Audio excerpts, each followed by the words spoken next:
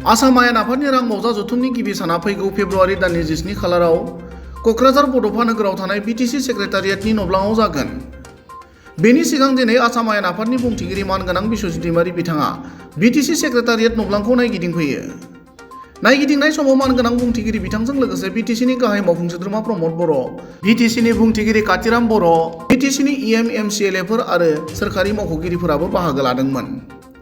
गुबुन फारसेथिं BTC secretariat नब्लांखौ नायगिदिंनानै Assam आयेन आफादनि बुंथिगिरि मानगोनां बिश्वजित दैमारी बिथाङा खौरांगिरिनि सिगाङाव ओरैबायदि फोरमायो। আজি আমি আমার বড়োলেণ্ড সেক্রেটারিয়েটত আমার CM ডাঙৰীয়া কনফাৰেন্স হলত আগন্তুক যেটো অসম বিধানসভা ইয়াত হ'বলৈ গৈ আছে বাজেট সেশন তাৰ কাৰণে ইয়াৰ ব্যৱস্থাপনা আমি কেনেকুৱা কৰিব লাগে তাৰ বিষয়ে আজি আলোচনা কৰিম।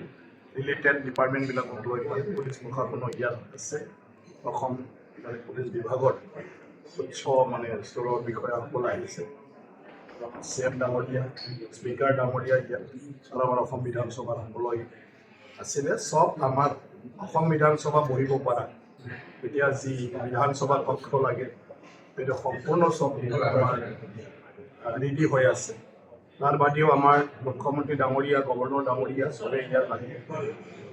বহিবৰ কাৰণে যে চেম্বাৰ লাগে আমাৰ অলৰেডি এইটো আছে। মন্ত্ৰী ডাঙৰীয়াসকলৰ কাৰণেও আমি চব চালোঁ, গোটেইটো আছে, গতিকে কোনো ফালৰ পৰা অসুবিধা নাই। বিধানসভাত আমাৰ ৰিপৰ্টাৰ্ছ গেলাৰী সেইটো আমি চাইছোঁ, এইটো চাফিচিয়েণ্ট আমাৰ অসম বিধানসভাৰ যে আছে।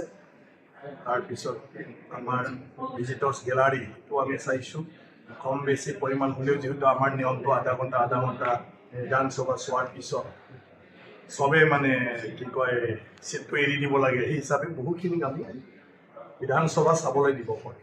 তাৰ বাদেও ইয়াত অহা মানুহখিনিয়ে বিধানসভা চলি থকাটো চাই থাকিবলৈ বিভিন্ন ব্যৱস্থা থাকিব, বাহিৰতো এইবিলাক কথা আমি পাতিছোঁ। বাকী আমাৰ বিটিচি চৰকাৰৰ তৰফৰ পৰা CM ডাঙৰীয়াই যিমানখিনি আৰু প্ৰয়োজন আছে সেইখিনি এনাউন্সমেণ্ট কৰি দিব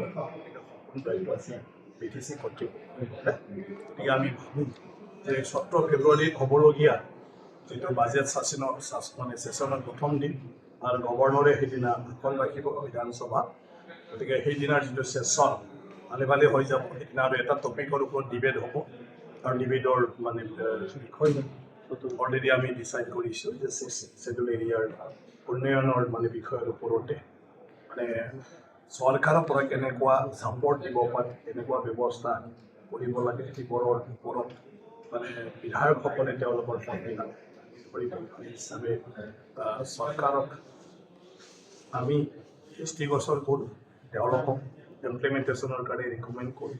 আৰু সেইটো হোৱাৰ পিছত চৰকাৰে সেইটো ব্যৱস্থা লয়, সেই বিষয়টো ইয়াত আলোচনা হ'ব। গতিকে বাকী আমাৰ